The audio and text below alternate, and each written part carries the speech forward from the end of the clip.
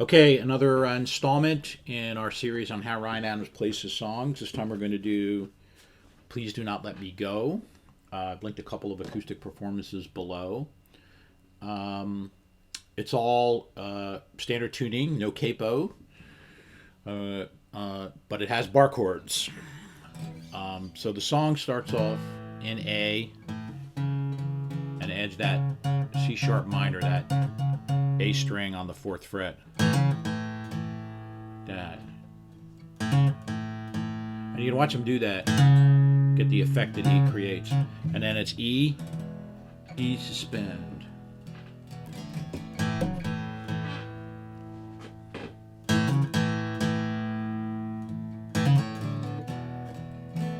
And the suspend, of course, is the E, but you move your index finger in the on the G string of the second fret. Okay, and so he does that at sort of the instrumental opening and also the first couple lines of the verse. And the next lines of the verse are G sharp minor, F sharp minor, E, E suspend. So he doesn't do the bar like that. He leaves it open.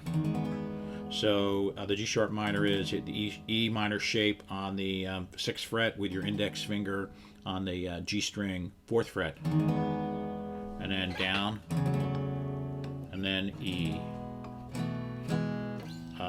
And he does it with his ring finger and pinky in the E minor shape. I do it with my two fingers right here, like that. And you kind of watch him do that. So it's it goes like this. I'm all alone now, and I feel just fine. That, or I do as I please. That's the second, the first line in that verse, in that G minor, F sharp minor, E sus progression. Okay, all right. So then when you get to the next part, true love ain't that hard to find. Not that you will ever know. It's A with the B added. Okay, like that, and then back to E. So true love ain't that hard. You strike that note right there. So true love ain't that hard to find. Not that you will ever know. And that's the progression on those lines, both in the first verse and the second verse. And then the song ends, the verse ends, first verse ends, back to the G sharp minor, F sharp minor. Please do not let me go. Please do not let me go. And back into the A. Excuse me, back into the A.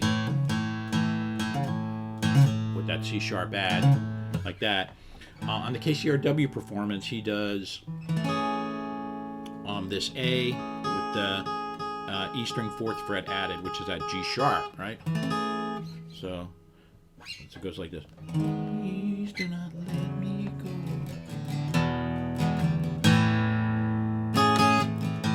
Like that. So.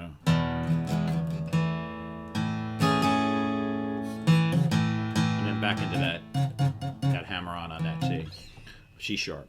Okay, and the verse, that whole structure repeats one more time, and then he concludes with this really beautiful instrumental break, and it looks hard, but it really isn't if you know your B minor shape bar chord and can move your fingers a little bit. Okay, so it ends on please do not let me go. Now, he might, before he moves the instrumental and break, do a suspend or not, or just keep it to straight E, right? And so then you move right to the C sharp minor, like that, okay? And then you need to do bum, ba, ba, ba, ba, bum, okay? And that progression is C sharp minor, and I move get to do the bar first, then back to the forefinger to C sharp minor. So,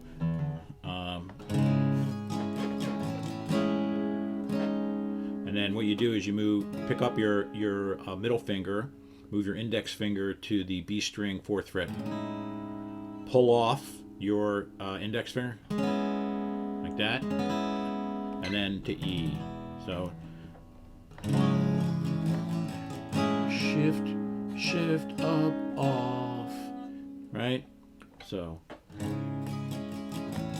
shift off E. Then you can do the suspend, then you do it again.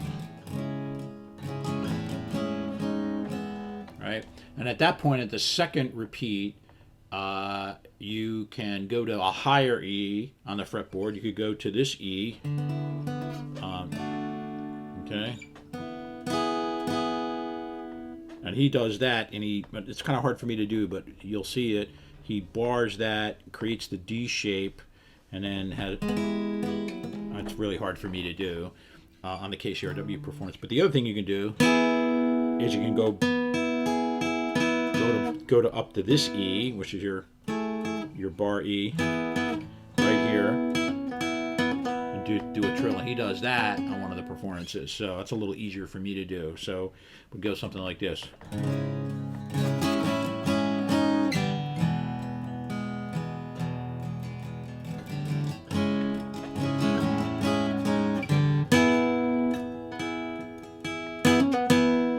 Like that, and then back to the C sharp minor progression, and once more, and then slide up to the B bar chord, and you notice that he'll just pick that effect, and then right one more time back to the C sharp minor rather.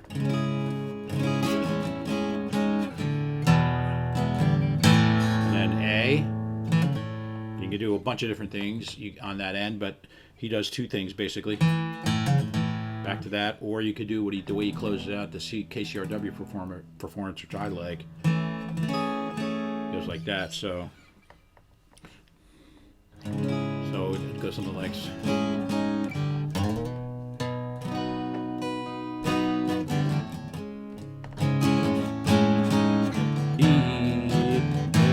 Add the G sharp.